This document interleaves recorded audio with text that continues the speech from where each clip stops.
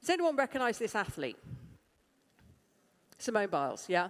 One of the most recognizable gymnasts of our time.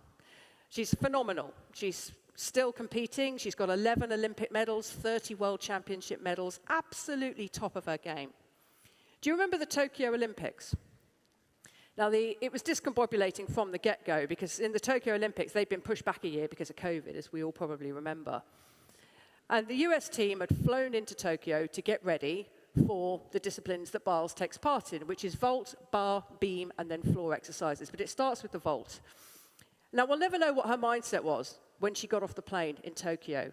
We won't know what her mindset was when she got to the hotel, when she chalked her hands up to practice her moves. We won't know. But what we do know is what happened when she lined up to take part in the first part of her discipline, which is vault.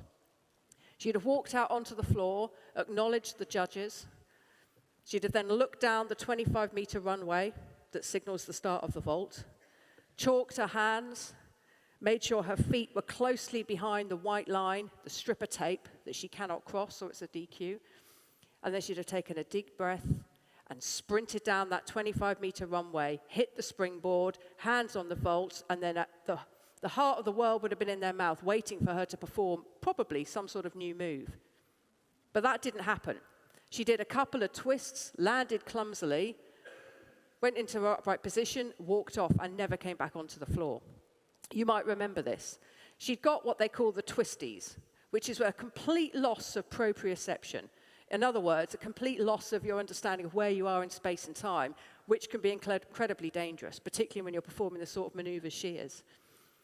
And she walked off from the floor, and she took the decision that she wasn't going to come back. Probably huge amount of pressure from her team, huge amount of pressure from her colleagues, huge amount of pressure from her herself.